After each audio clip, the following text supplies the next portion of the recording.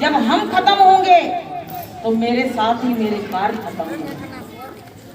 जब तक हम संसार में हैं तब तक हमारे कार्य। तो प्रेमियों, ये मानव जीवन हमको बड़ी मुश्किल से कि जन्म जन्म भटकत रहे, ये अवसर के हेत और सो अवसर अब पाए थे, हम क्यों होए अचेत। जाने कितने जन्मों से इंतजार कर रहे थे, तब हमको जो मनुष्य तन मिला। अब इस तन को पाने के बाद फिर भी हम अचेत बैठे हैं। हमको उस परमात्मा की याद भी नहीं आ रही है, हम अचेत अवस्था में बैठे हैं। तो गुरु महाराज क्या कहते हैं कि सत्संग में जाओ, संतों के संग जाओ, संतों की बातों को सुनो, तो तुम्हारा मन बदलेगा, हृदय परिवर्तन होगा तुम्हारा, तुम परमात्मा के नजदीक पहुंच जाओगे। लेकिन जो कभी संतों की शरण में ही नहीं गया, वो संतों के वचन कहां से सुन लेगा। जब उसके पास जाओगे तभी तो आपको उनके वचन सुनने को मिलेंगे। कि कबहू ना संत शरण में आया, कबहू ना संत शरण में आया, ना कबहू प्रभु के गुण गाया, ना कबहू प्रभु के गुण गाया। नाम धराई निशान उम्र खोए दई सारी, नाम धराई निशान उम्र खोए दई सारी, रे मूर्ख नादान आ गई खोए दई सारी, बंद कर देना। रे मूर्ख नादान ये वो वाला देर वो वाला। जय गुरुदेव। बाय बंद कर दे।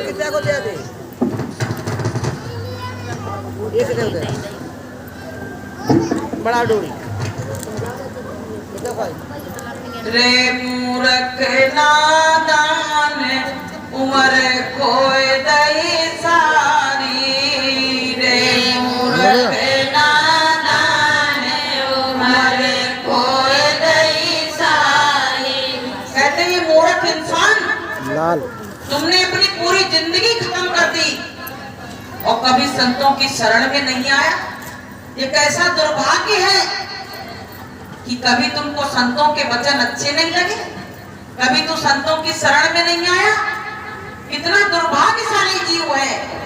तो प्रेमियों, जो सत्संग में आ गए वो बड़े सौभाग्यशाली। कहा गया है कि चकवी बिछड़ी रहने को, चकवा चकवी पक्षी होते हैं, तो क्या होता है, रात होती तो उनका बिछोह हो जाता है। दिन भर तो वो साथ रहते हैं पति पत्नी, और जब रात होती है तो रात में वो बिछड़ जाते हैं। उनको श्राप लगा हुआ है कि चकवी बिछड़ी रहने को तो मिल जाए प्रभात, और जो दिन बिछड़े राम से तो दिन मिले ना रात। वो सुबह प्रभात में तो मिल जाती है, लेकिन जो जीव भगवान से दूर है वो ना दिन मिल रहे हैं और ना रात में मिल रहे हैं। ये कैसा दुर्भाग्य। तो प्रेमियों, अगर हम संतों की शरण में नहीं आए, हमने सत्संग का सहारा नहीं लिया, तो ये मानव तन हमारा पाना बेकार, बिल्कुल बेकार हो गया। हमसे अच्छे तो वो जीव जंतु जानवर जो अपने दायरे में रह रहे हैं, और हम इंसान अपने दायरे को पार कर गए। हमने हर लक्ष्मण रेखा पार कर दी। लक्ष्मण रेखा के हम अंदर नहीं है, मनुष्य लक्ष्मण रेखा को पार कर चुका है, और जो जीव जंतु है वो लक्ष्मण रेखा के अंदर। तो प्रेमियों, संत महात्मा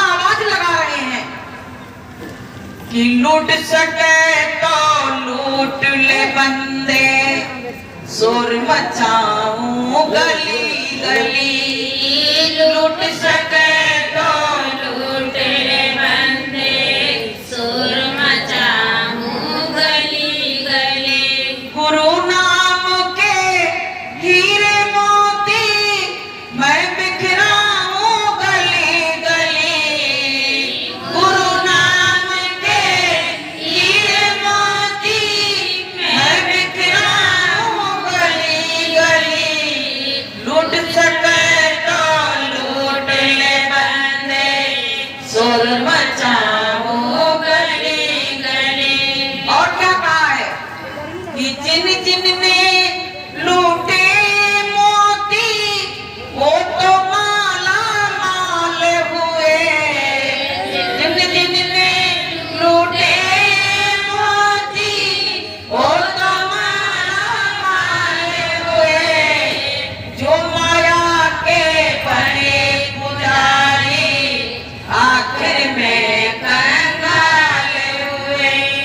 जो माया के बने पुजारी आखिर में कंगाल हुए। रुपए पैसे वालों को मैं ये समझाऊं गली गली। रुपए पैसे वालों को मैं ये समझाऊं गली गली। लूट सके तो लूट ले बंदे, शोर मचाऊं गली गली। कहते हैं गुरु नाम के हीरे मोती लुटाए जा रहे हैं। अगर लूटना चाहो तो लूट लो, माया के पुजारी बने रहोगे तो अंत समय में माया तुमसे छूट जाएगी, लोग तुमसे छुड़ा लेंगे। जब आखिरी वक्त आता है तो माया किसी के साथ आज तक गई? घर परिवार किसी के साथ गया? नहीं हाथ हवेली किसी के साथ गया? नहीं गई। कोई जाने वाला नहीं है। साथ में क्या जाएगा? गुरु महाराज ने क्या कहा कि यही भजन तेरे संग चलेगा और पावेगा आराम, और मन तू भजो गुरु का। क्या जाएगा संग में? गुरु का नाम भजन। क्या जाएगा प्रेमियों संग में? भजन। तो वो हमारी दौलत जो है वो भजन है। इस बात को समझो। आपसे कोई कहे तो कहोगे भैया माया हमने जोड़ी है, कोई और तो ले जाएगा, ये तो हम ही ले जाएंगे। फिर तोड़ेंगे ये। लेकिन वो तार पता से। है उस माया से तुम हाथ नहीं लगा सकते हो। वो माया तुम्हारी नहीं है, वो जो छोड़ के जा रहे हो, जो घर में रह रहे हैं उनकी है। और ये माया ने जाने कितनों को मरवा दिया, ये माया ने जाने कितनों को लड़वा दिया, और ये किसी की नहीं हुई। संतों ने एक बार देखा इसको लड़ते मरवाते, तो संतों ने इसका नाम क्या रख दिया कि माया तू ठगनी और मैं जाने। हम लोग नहीं जानते, गुरु महाराज जानते कि माया तू ठगनी और मैं जाने बड़ी ठगनी। जाने कितनों को ठग लिया, परमात्मा के पास जाने नहीं दिया, गुरु दरबार में जाने नहीं दिया। जाने कितनों को ठग डाला, और कितने इस दुनिया से बिना परमात्मा से मिले सतगुरु के बिना ही चले गए। तो प्रेमियों, हमको तुमको गुरु महाराज ने अपनी तरफ खींच लिया। ये हमारा बहुत बड़ा सौभाग्य कि हमको गुरु ने अपनी तरफ खींच लिया है। जिधर गुरु की धार बह रही है, गुरु के ज्ञान की धार बह रही है, उधर गुरु ने हमको खींच लिया है। अगर हम माया की धार में बह गए तो बहते चले जाएंगे, उसका कोई और छोर नहीं। तो प्रेमियों, कहा गया है कि अरे माया छोड़ दे अब मेरो साथ, सतगुरु से मिलने जाने दे। अरे माया छोड़ दे अब मेरो साथ, सतगुरु से मिलने जाने दे। सतगुरु तो पाए बड़ी भाग्य से, सतगुरु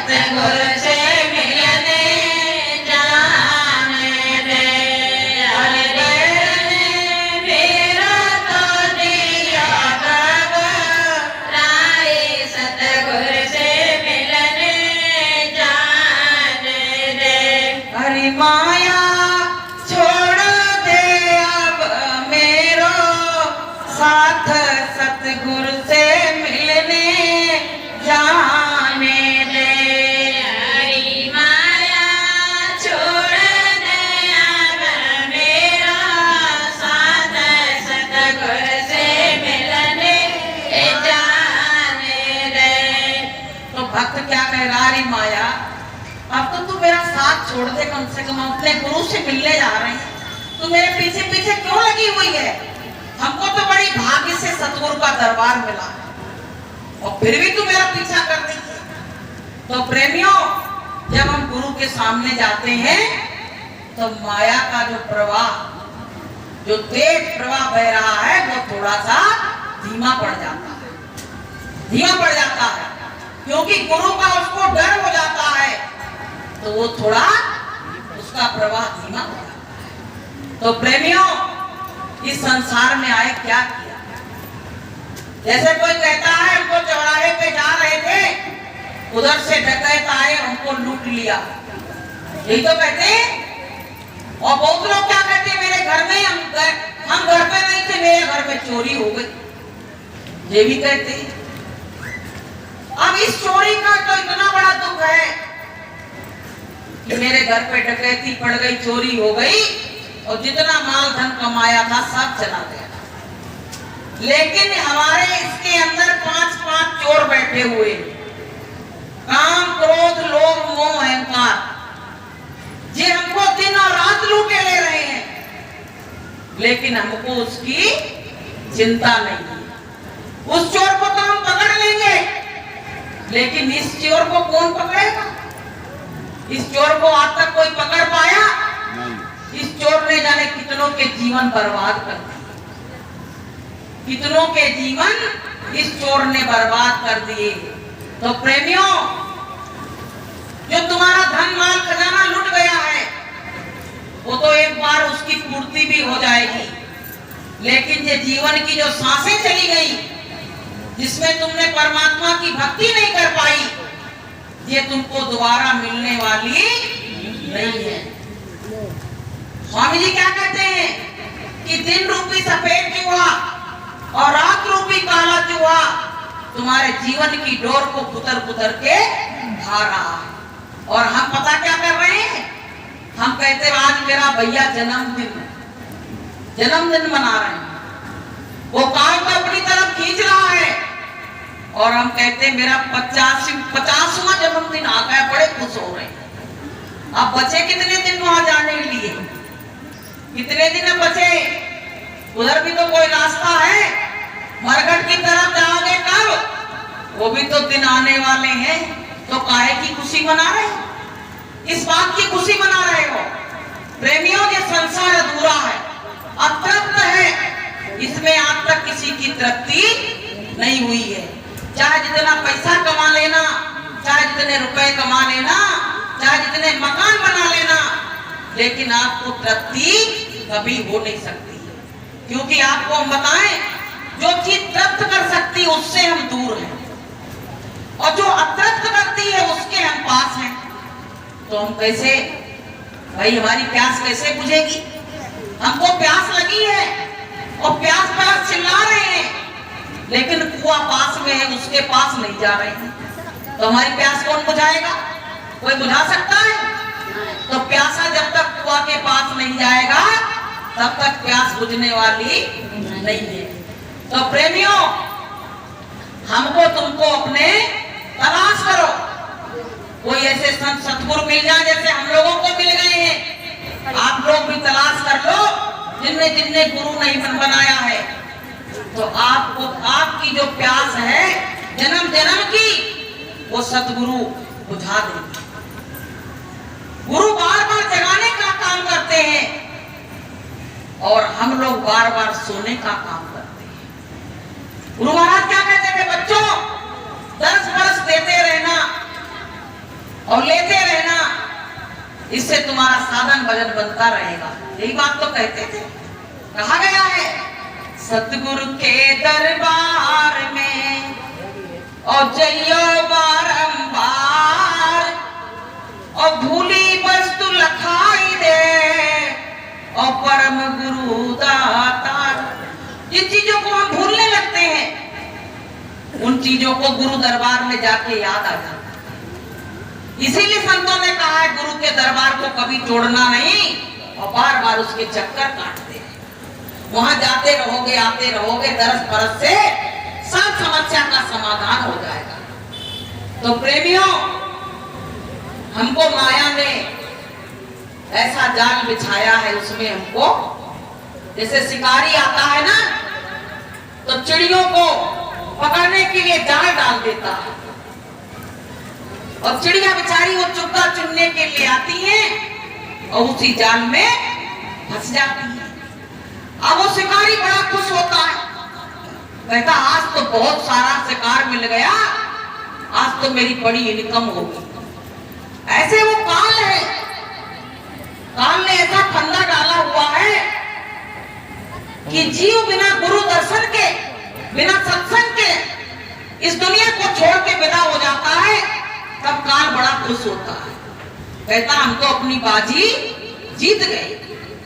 और जो संतों की शरण में जीव आ जाता है तो काल अपनी बाजी हार जाता है कि एक घड़ी आधी घड़ी और आधियों में पुण्याद और गोस्वामी संगत साधु की कोट है अपराध। एक घड़ी आधी घड़ी की भी जो सत्संग आपको मिल जाए तो तमाम करोड़ों जन्मों के अपराध को क्षमा हो जाते हैं। एक बार क्या हुआ, एक संत हुई है, तो तब वो बाद में संत बनी। क्या हुआ, वो साधना करती थी, किसी ने बता दिया था, जैसे आप किसी को बता दो वहां सत्संग हो रहा है, तो वो सत्संग में आके बैठने लगी। काम से फुर्सत नहीं रहती थी, बहुत बड़ी आदमी थी। तो प्रेमियों क्या हुआ, उन्होंने केवल 15 मिनट का सत्संग सुना। तो एक दिन ऊपर से आदेश आ गया कि जाओ उसको पकड़ के लाओ। रबिया नाम था उसका, और वो पड़ोस में तो उसी नाम की कोई और भी रह रही थी। अब भैया वहां से यमदूत आए और उसको पकड़ के और लेके चल दिए। अब वो चिल्लाए कस कस के, उनकी शक्ल इतनी भयानक, यमदूतों को आप देख लो ना तो हंसी कौन कहे, आपके तो होश उड़ जाएंगे, होश गुरु महाराज कहते थे। अब प्रेमियों क्या हुआ कि जैसे उसको पकड़ के ले जाने लगे, वो जाए नहीं तो उसकी मार लगा।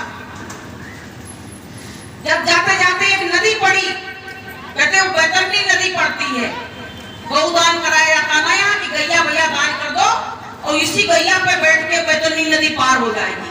अच्छा ये बताओ, गैया तो दे दी पंडित को, अब पंडित तो बढ़िया दूध खा रहे हैं और तुम कौन सी गैया पे बैठ के बैतरनी पार करोगे? ये बताओ पहले, क्या सिद्धांत बना रखा है? अब गैया तो यही रह गई और तुम्हारी काया भी यही रह गई। अब तुम तो वहां अकेले गए, आप बताओ तुमको बैतरनी नदी कौन पार कराएगा? तो एक नदी पड़ी तो ये देख के घबरा गई, कहने लगी इस नदी में हम नहीं जा पाएंगे, घबराने लगी। तो वो जो उनके संग में यमदूत थे बोले इसी नदी से तुमको पार करके और जाना पड़ेगा, जाएगी कैसे नहीं? तब तक प्रेमियों क्या हुआ, जो 15 मिनट सत्संग में बैठी थी, तब तक वो जो सत्संग सुनाए थे उनके गुरु नहीं बने थे वो, लेकिन फिर भी उनने दया कृपा करी और वहां प्रकट हो गए। और जब प्रकट हुए तो वो देख के रोने लगी, कहने लगी हमको इसी नदी में डाल के और लिए जा रहे, मैं इसमें कैसे जाऊं, इतनी गंदी नदी, इतनी बदबू आ रही है, मैं कैसे इसमें घुसूं? तो बोले आप कौन हो? तो बोले उस दिन आप 15 मिनट सत्संग में आई थी और बड़े भाव से सत्संग सुना था, तो उसका प्रतिफल आपको हम देने के लिए आए। तब तक क्या हुआ, वहां से जो धर्मदास बैठे हुए थे वो कहने लगे अरे तुम कौन को ले आए, इसका तो खाते में अभी नाम ही नहीं है। तो कहने लगे इसी नाम की एक और रहती पड़ोस में, उसको लाना है। तो प्रेमियों जब ये जाने लगी तो अपने बच्चों की तरफ देख देख के रो रही, अपनी संपत्ति की तरफ देख देख के रो रही, लेकिन कोई इसका साथ नहीं दे पाया। तो इसको बड़ी नफरत हो गई, कहने लगी कि इतना घर परिवार से नाता जोड़ा, घर गृहस्थी से नाता जोड़ा कि ये सब मेरे हैं और आज हमको यमदूत मार रहे हैं, तो मेरा कोई साथी साथ नहीं दे रहा है। अब प्रेमियों क्या हुआ, वहां आदेश हो गया कि वो दूसरी रबिया को लाना है जेल में। अब इसको छोड़ दिया, इसको छोड़ दिया। ये वहां से आ गई। जब ये यहाँ आई तो देखा इसने नजारा, ऊपर से जब उतरने लगी कि मेरे घर परिवार वाले हमको घेरे हुए बैठे हैं और सब रो रहे हैं, सिर पटक रहे हैं, लेकिन हमारे साथ कोई भी नहीं गया। आई और उसी में प्रवेश हो गई और उठ के बैठ गई। तब तक पड़ोस से आवाज आ गई, वो फलानी रबिया चली गई। तो उसको ऐसा लगा कि हम सपना तो नहीं देख रहे थे। जब पड़ोस से आवाज आई तब उसको लगा कि ये हकीकत बात थी, ये सपना नहीं था। अब प्रेमियों उसने क्या किया, अब इसने घर गृहस्थी का सब काम त्याग दिया। बोला मैं तो मरी चुकी हूँ, अब मैं गृहस्थी में आके दोबारा से नहीं फंसने वाली हूँ। मेरा न दौलत ने साथ दिया, न मेरी शोहरत ने साथ दिया, न मेरे घर परिवार ने साथ दिया। अब तो मैं केवल गुरु की ही बन के रहूंगी। अब जिस सत्संग में जाए तो सामने बैठे, एक दिन गुरुजी ने कहा ये बताओ कि तेरे घर पे कोई काम नहीं, तू सवेरे जल्दी आके बैठ जाती, जब खत्म हो जाता तब जाती। बोले गुरुजी अब कोई काम नहीं बचा। बोले क्यों? बोले गुरुजी जब हम वहां फंसे थे तब तुमने मेरा साथ दिया था, इसलिए अपने पूरा जीवन अब तुम्हारे नाम कर दिया है। अब मैं संसार में दोबारा फंसना नहीं चाहती हूँ। बोलिए प्रेम से। तो प्रेमियों कहने का मतलब ये है, उसने सब हकीकत में नजारा देख लिया कि कोई किसी का संसार में नहीं है, अपने कर्म ही अपने साथ जाएंगे। जो तुमने अच्छा किया है, बुरा किया है, वही दौलत तुम्हारे साथ जाएगी और कुछ जाने वाला नहीं है। इसलिए किसी का बुरा कभी नहीं करना। कहा भी गया है कि मत बुरे कर्म कर बंदे, वरना पछताएगा। भगवान की नजर से तू ना बच पाएगा, तू ना बच पाएगा। अरे अभिमानी मत करना नादानी, अरे अभिमानी मत करना नादानी। तो बुरे काम कोई मत करो। देखो कि बोया पेड़ बबूल का तो आम कहां से हुए। गलत गलत कर्म किए और तुम रिजल्ट चाह रहे हो मेरा अच्छा है, पास होने का है। तुमने फेल होने का काम किया, रिजल्ट में तुम पास चाहते हो, कैसे पास हो जाओगे? तुमने गलत गलत काम किए, तुम सोच रहे हो परमात्मा हमको बरी कर देगा, तो उसके दरबार में न्याय है प्रेमियों। साईं के दरबार में न्याय है, परमात्मा के दरबार में न्याय है। वहाँ अन्याय नहीं है कि रिश्वत चल रही है और तुमने दे दी तो तुम्हारे पल्ले में वो सरकार बदल गई। ऐसा नहीं है वहाँ प्रेमियों। वहाँ तो जैसा करोगे वैसा फल तुमको मिलेगा।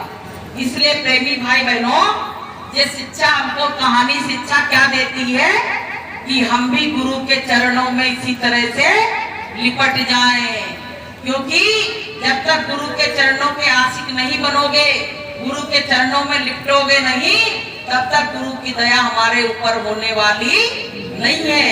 इसलिए प्रेमी भाई बहनों, ये मानव जीवन जो मिला है, ये खाली चुगली चपाटी और उलझनों के लिए नहीं मिला है।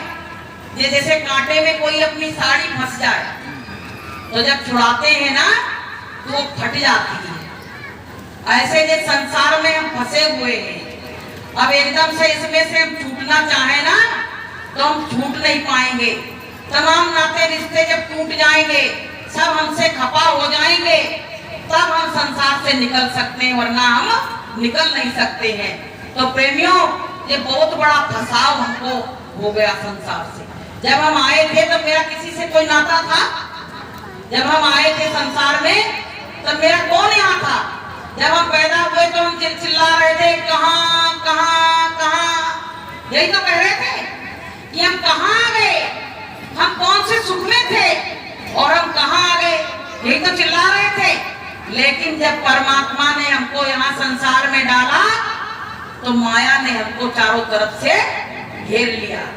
अब मेरे पैदा होते ही भैया फोन होने लगे कि अरे फलाने के लड़का हुआ है, हमारा नाती आया है, हमारा भतीजा आया है, तमाम रिश्ते नाते जुड़ने लगे।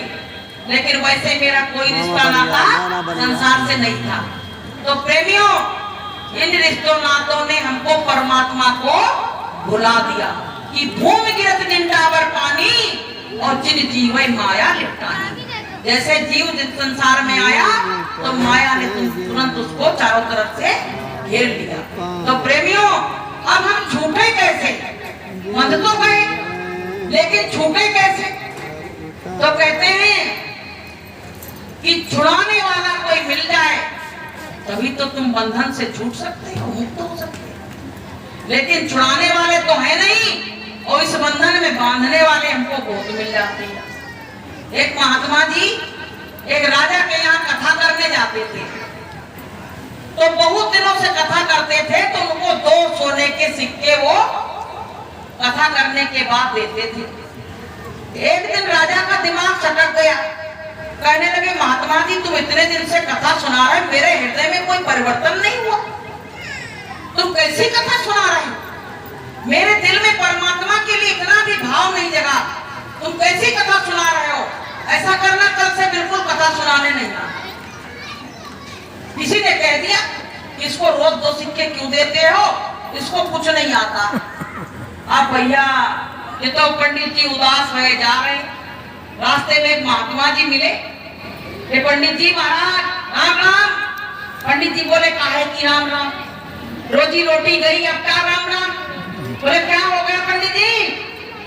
बोले राजा के यहाँ जाते थे कथा करने तो 2 सरफी मिलती थी सोने की सिक्का।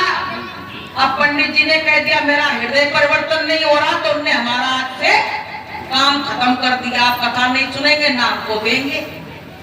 तो बोले अरे पंडित जी ये तो बहुत छोटी सी बात है, इसके लिए क्यों उदास हो रहे?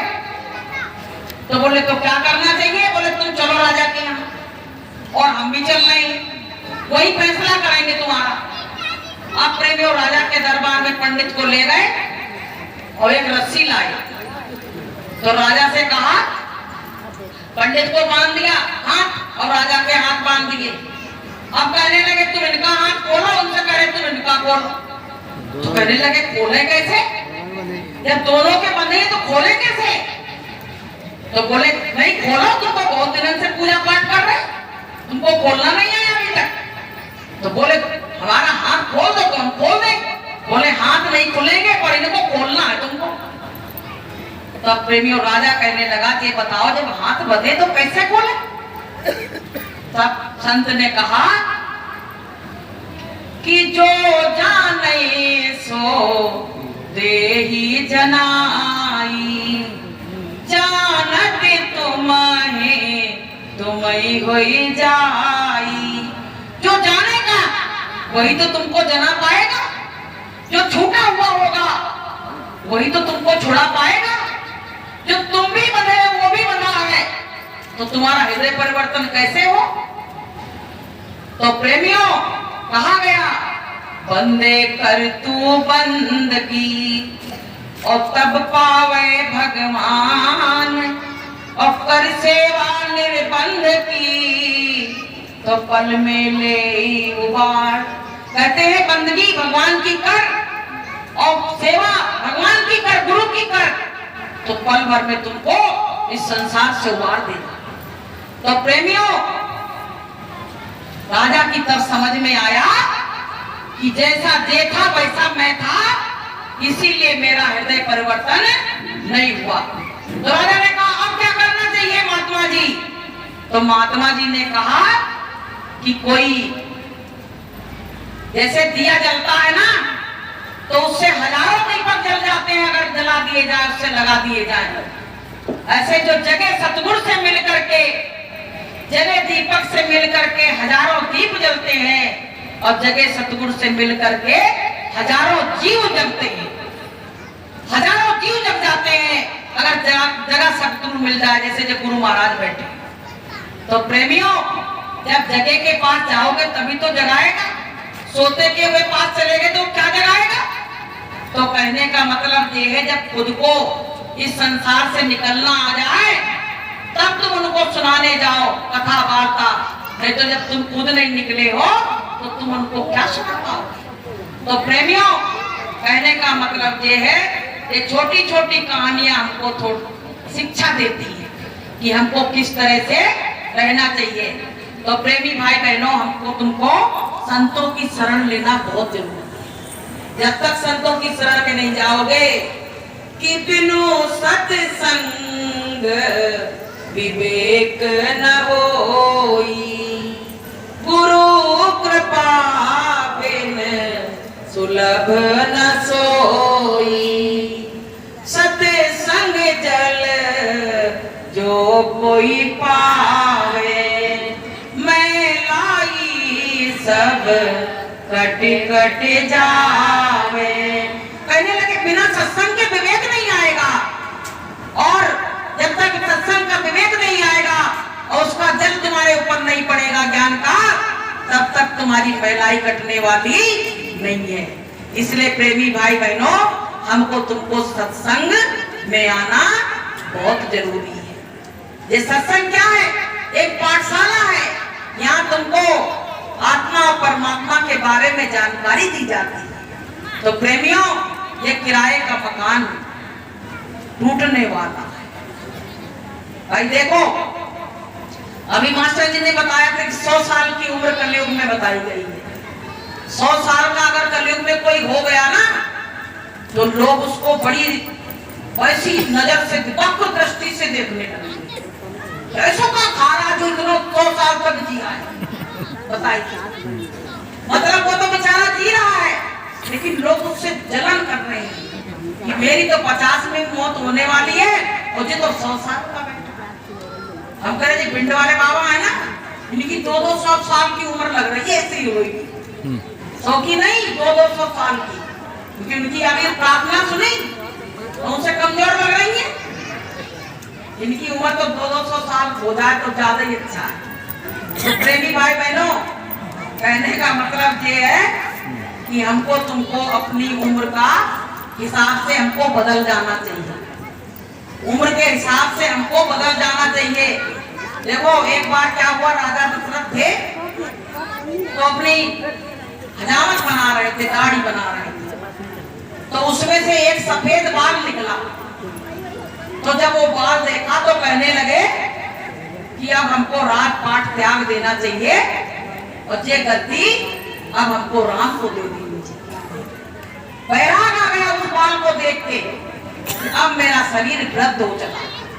लेकिन आजकल जो वृद्ध हो गए वो डाई लगा लेते हैं। अब उनको कहां से कहा जाए कि वृद्ध हो गई?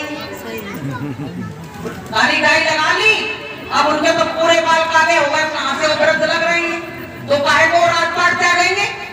तो प्रेमियों, पहले के समय में ऐसा था कि जब वृद्धावस्था थोड़ी सी उसमें आते थे तो 75 साल की उम्र में वो बिल्कुल बैरागी बन जाते थे। लेकिन हम तो आखिरी सही बिल्कुल मरण सैया पे लेटे हैं, तब तक हमारे मन में बैराग नहीं आया। देखो एक बार क्या हुआ, एक सांप था, वो मेढक को खा रहा, पकड़े मेढक को। तब तक क्या हुआ, मेढक के सामने एक कीड़ा उड़ा गया।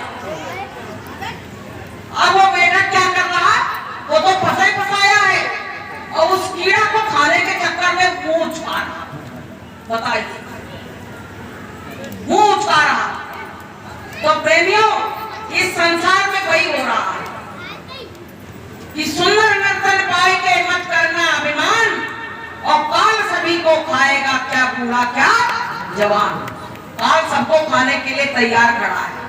तो हम खुद काल का चवेरा बने हैं, लेकिन हम दूसरे को मारने के लिए दौड़ते हैं, हम दूसरे को खाने के लिए दौड़ते हैं। अभी कल भिंड में क्या हुआ आपको बताएं, वहां रैली निकली तो वहां सत्संग हुआ। एक नौला सड़क पे बार बार घूम रहा, बार बार चक्कर लगा रहा, और वो सत्संग में भी बैठा था नौला, हमने देखा। और थोड़ी देर के बाद में गाड़ी सब निकल रही तो एकदम वो भगा, पहले तो मेरी गाड़ी के नीचे आ गया वो। हमने फिर आंख बंद हो गई, हमने कहा ऐसा ना हो जी मर जाए। एकदम चीख निकल पड़ी। तब तक झांसी के आए थे बेचारे, उनकी गाड़ी के नीचे गया फटाक। जब गया फटाक, उसकी राम नाम सत्य ने कही बताइए काल यही घूम रहा था, इसका काल यहीं पे घूम रहा था और किसी को दिखा नहीं।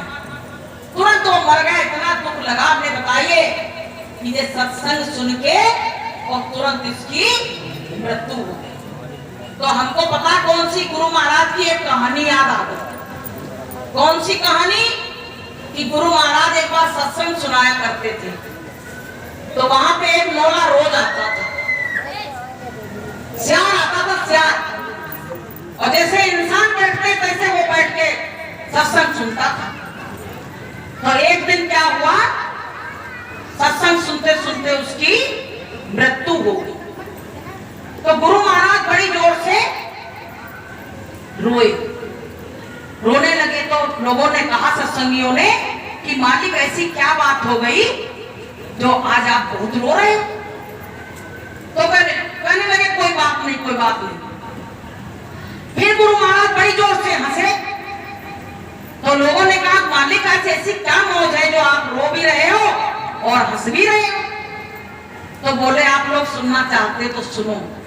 बोले एक सियार रोज सत्संग में आता था, आज एक सत्संगी सत्संग से कम हो गया। बोले मैं उसके लिए मेरे आंसू आ गए, मैं रो रहा हूं। लेकिन मुझको हंसी इस बात से आई कि बड़े बड़े ऋषि मुनि औलिया ने जो मुक्ति नहीं पाई वो आज इस सियार ने पाली। मैंने उसको सीधे सतलोक भेज दिया। बोलिए प्रेम से। तो बताइए, गुरु महाराज की दया कृपा जिस पे हो जाए तो क्या से क्या नहीं कर सकते। उनके लिए कोई बंधन नहीं है।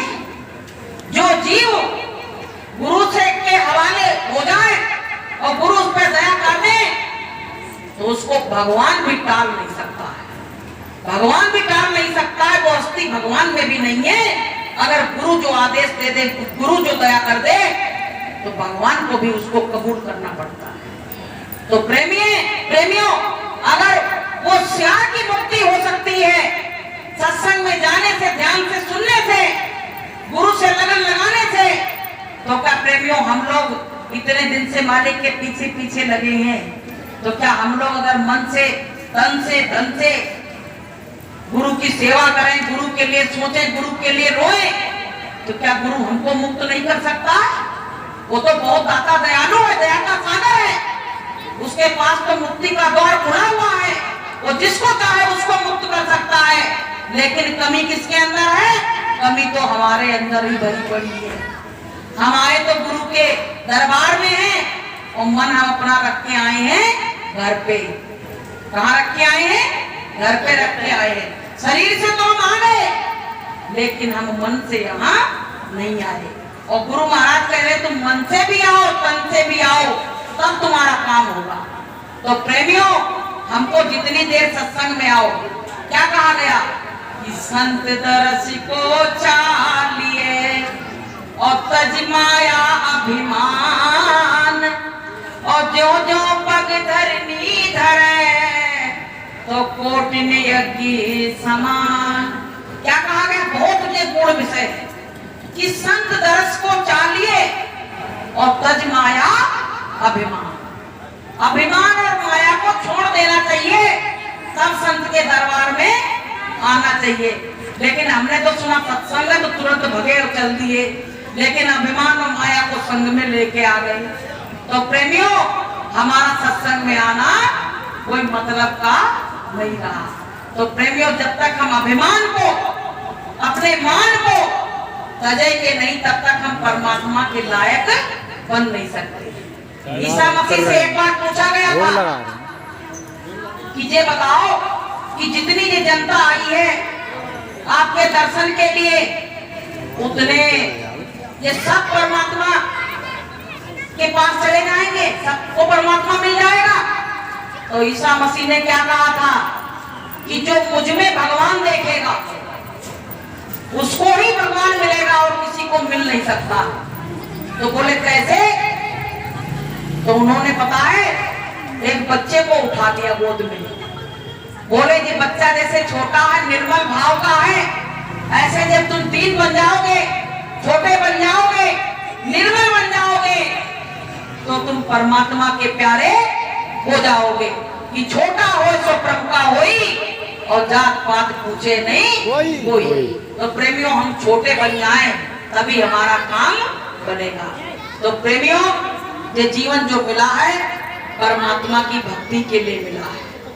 कि उमरिया बिताई दई नाम नहीं जाना, उमरिया बिताई दई नाम नहीं जाना, नाम नहीं जाना तूने काम नहीं जाना, नहीं जाना तूने काम नहीं जाना, उमरिया बिताई दई नाम नहीं जाना, उमरिया बिताई दई नाम नहीं जाना।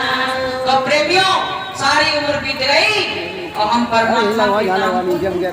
तो प्रेमियों, ये शादी का सत्संग, ये यहाँ राठौर साहब के यहाँ शादी हुई है, तो उसके उपलक्ष्य में ये सत्संग कराया जा रहा है। तो बताइए, इस शादी की इतनी खुशी, और जिस दिन जीवात्मा परमात्मा का मिलन होगा उस दिन कितनी खुशी होगी, कितनी खुशी होगी।